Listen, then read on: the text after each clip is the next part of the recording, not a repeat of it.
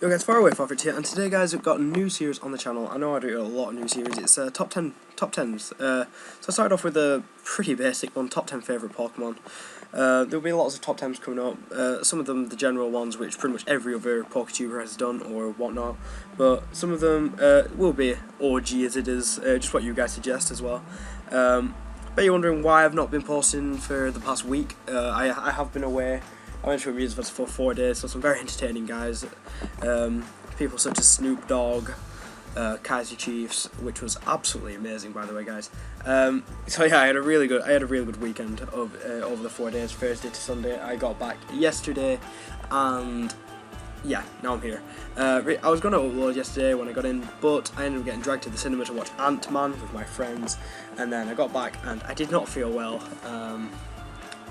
so I didn't record. Now I'm here, so I'm going to record, even though I don't feel too great. But basically, guys, that's why I've not been around, and you know, this is just a new thing that I'm going to be doing. First up, number 10, we have Floatzel. Floatzel, whilst not only being my favourite ever gym leader, Crash Awake's main Pokemon, it's just a cool motherfucker. Look at it. I mean, oh, it's just really cool. Also, in battle, it's actually really underrated. Yeah, it's not the bulkiest thing with 85, 55, 50, but, I mean, a 105 attack with 115 speed, coupled with Swift Swim, and you're onto a winner. Like, that's pretty damn decent. Like, I've seen this thing do absolute amazing work in rain teams.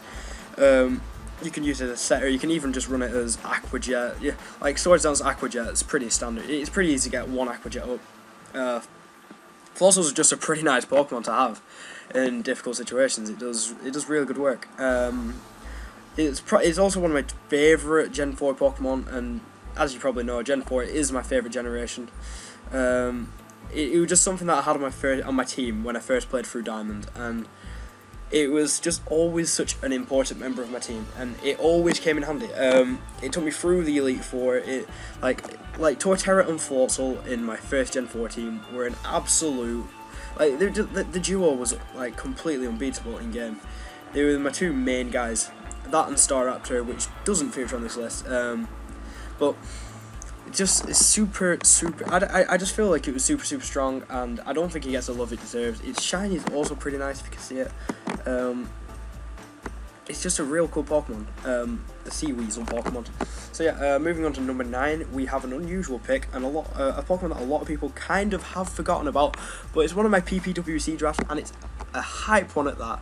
It's Gramble. Look at this badass motherfucker. This is Gramble. I mean, ever since this thing came around, I've always kind of liked it. It's just one of them Pokemon. It's got a really great ability in battle as well, which is Intimidate. So even though it's got like defensive stats in 60 per def, 75 def, 90 HP, like Intimidate makes up for that, and you can run a lot of HP and Spadef bulk. Then you've got yourself a quite a stally furry type who can also hit like a truck with base 120 attack. On the other side of things, you can run a bit more of a gimmicky quick feet set, which I have used. It's pretty fun, but even then you're still not very quick because base 45 speed. But yeah, like the set I tend to like to run is Heal Bell, Play Rough. You know the general stuff. Run a Wish Pasher to keep it alive, and this thing, like, it doesn't die from a lot. It's a pretty nice Pokemon to have around. I remember having it on a playthrough of Emerald that I did, and it was not Emerald, it would have been Ruby. And I also had one in my in-game team on Oras, because I got it off Wonder Trade, and it was a real MVP member of my team. Yeah, basically most of these guys on my top 10s, the guys who have carried me through games, or like really helped me, or I just like the design, or they're just fun to use. That's basically what makes a Pokemon in my top 10. Moving on, I've got Pelihacks or Pelipper. Oh, one of my friends hates this thing. He complained at me so much when he found out this thing was coming on my list. He was like, "Why the hell have you put this here?" Scarf Pelipper, Slash. I don't think I need to say it anymore. It's quite bulky in the lower tiers with base 60 and 75 special defense and 100 defense, base 60 HP. It's got quite a nice special attack stat, and it's got a typing which only gives it, I think it's 2 weaknesses, which is rock and electric, and that electric weakness is huge, but it gets defog, it gets roost, it kills rock types before it can kill it with, you know, Scold or Hydro Pump, or even, you know, just it can deal with them. It's just a super nice Pokemon. Like, I do like running the Hydro, I mean Scold, Defog, Roost, and I think it's Air Slash. Or you can just go Scarf, Scarf God, Pele God, Pelehax. There's so many names for this thing. It's just a cool guy. Oh god, sorry, I nearly sneezed then. Well, I'm gonna sneeze. Yeah, that's what makes Pelipper number 8 on my list. Moving on, we got number 7, which is Primeape, the Gen 1 monkey, the original monkey, better than Monferno. I'm just gonna put that out there for Monkey Man, who he sucks. We've got one of my favorite Pokemon to use in free for alls, which is Choice Scarf Primeape, or just Primeape. You couldn't even run Banded. It's got base 105. Attack, base 95 speed, they're the main stats. That's why you run Scarf. It outspeeds pretty much everything. It gets great coverage, Gunk Shot, Close Combat, Ice Punch, all the elemental punches, U-turn, you know, other things like that. Sorry, snotting up a bit. And basically, also another great thing about it is in the lower tier, I think it's NU, yeah it is NU, it gets Defiant, and Pelipper and Swanna and other things like that are very common to just try defog. You can switch in Primeape for free on these guys when they're defogging, and it's a +2 Primeape, and +2 base 105 with a maximum attack of 339. That's huge. Like, that's a lot. That it's like not a lot wants to take a Thunder Punch or an Ice Punch or a Close Combat or anything from a +2 Primeape. It just works very well. Moving on to number 6. I mean, well, that's what makes Primeape in my top 10. Number 6, we have the Hax God himself, the original Hax Pokemon. When Hax first became a thing, Togekiss was, you know, the thing that made Hax, in my opinion. I mean, you could argue Jirachi did it, but this was the thing that really propelled it. Because Togekiss, look, it's bulky, it has high HP defense and special defense, with quite a ridiculously high 120 special attack, which is super nice.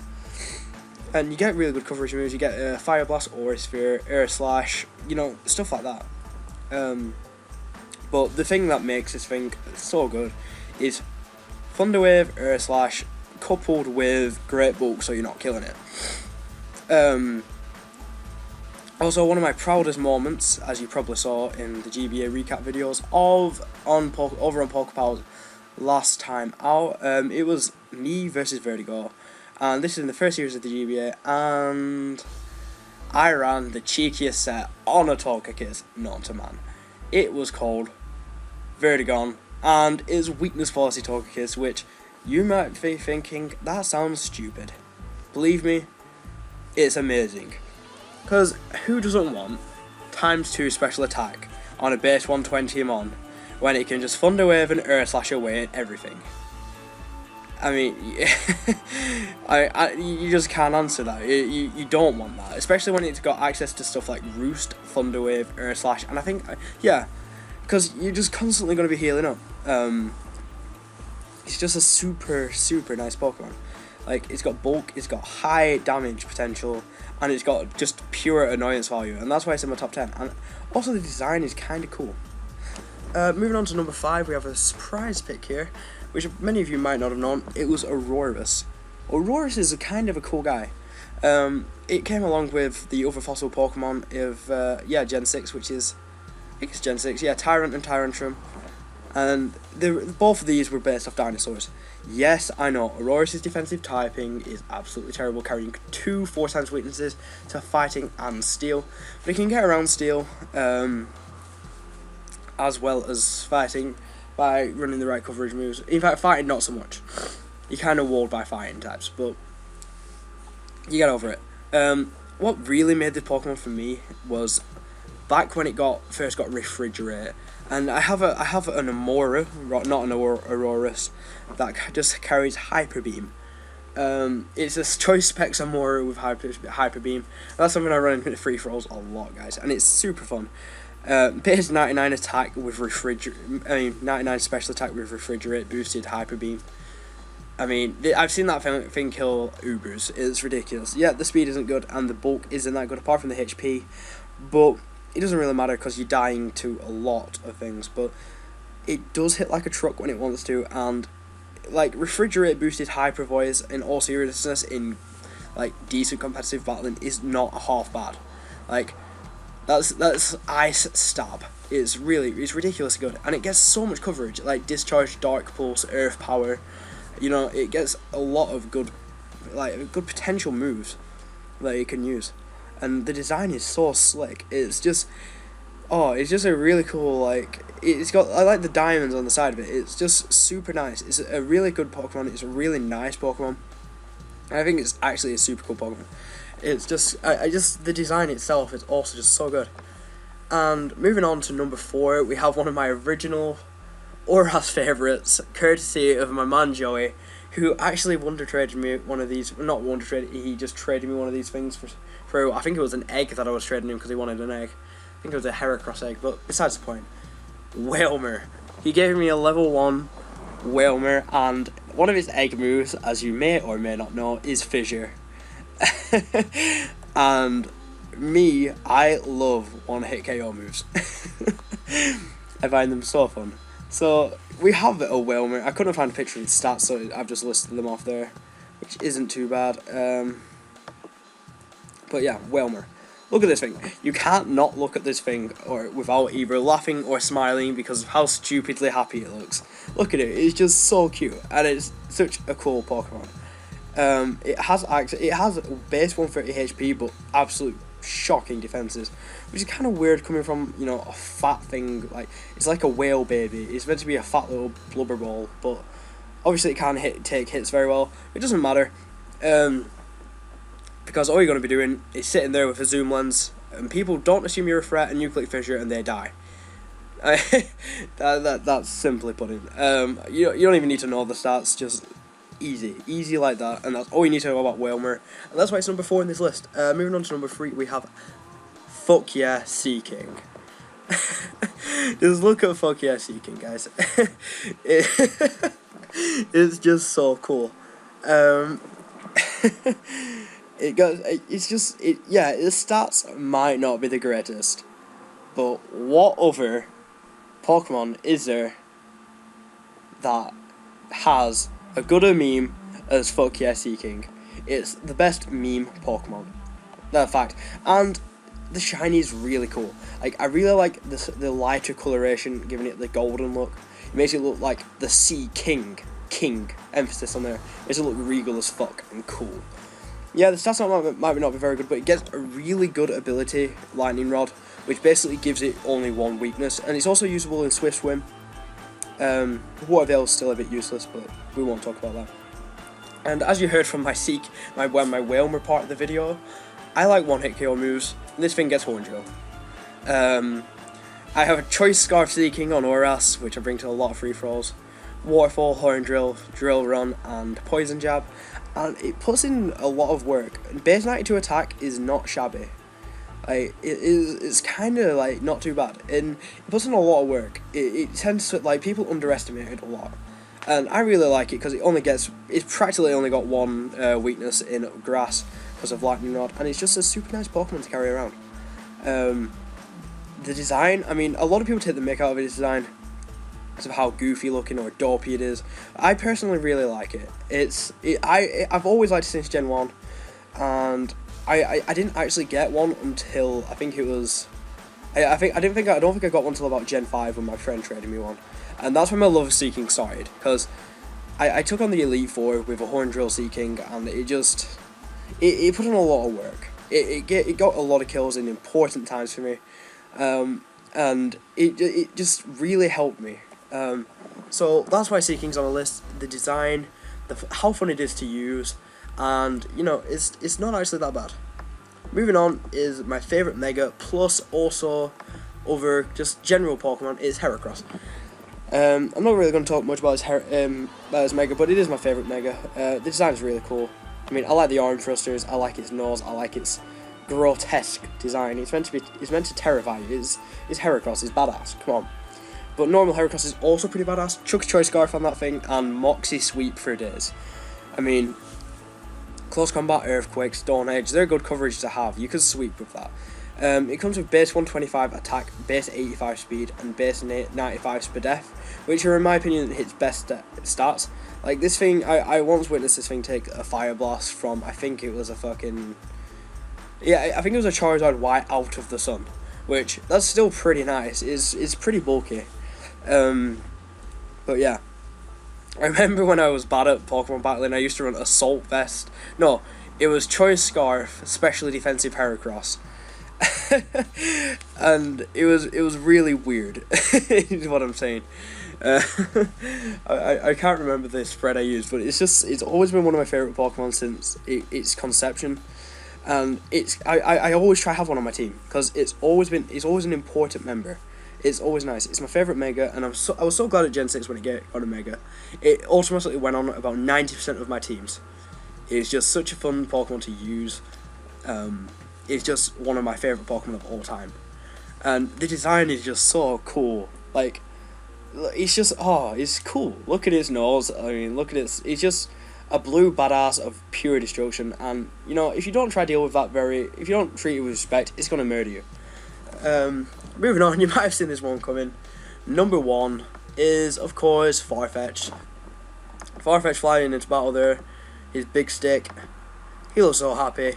And obviously a very nice, I think that's a fan art of No More Heroes, but with Farfetch'd. I mean, it's really cool. But basically, guys, I know Farfetch'd isn't much to look at, but it's just look at his stats. It's not the best. It's not cool. It's not good to look at. And people might be thinking like, why is this your favorite Pokemon? Why is this your mascot? And why do you treat it in such high regards as a god? Farfetch'd has always been a god, guys. Ever since Gen 1, when you could trade and get Chidink, the original Farfetch'd, the one that introduced many of us to Farfetch'd. Yeah, some guys might argue, not worth the trade. What are you doing? No, listen to me here. Farfetch'd is great. In Gen 1, it had access to Agility and Slash, which basically meant you were getting a guaranteed crit due to the kind of fucked up mechanics in Gen 1. Gen 2 was also still pretty good. It's always been a really good member on any in-game team. Yeah, it might not be the best in, you know, actual practical battling, but you could use it as a HM slave back in the good old days when you needed HM slaves. You know, you could fly around, you could cut, and generally it's also kind of good because in-game it's easier to set up with Swords Dance. And if you have like a really good egg-moved Farfetch'd, where it gets like, you know, the high crit moves with the stick. If you catch one with a stick, it's just really it's really good. I've always enjoyed having a Farfetch'd on my team. I think it's been on every one of my in-game teams apart from Platinum, for whatever reason.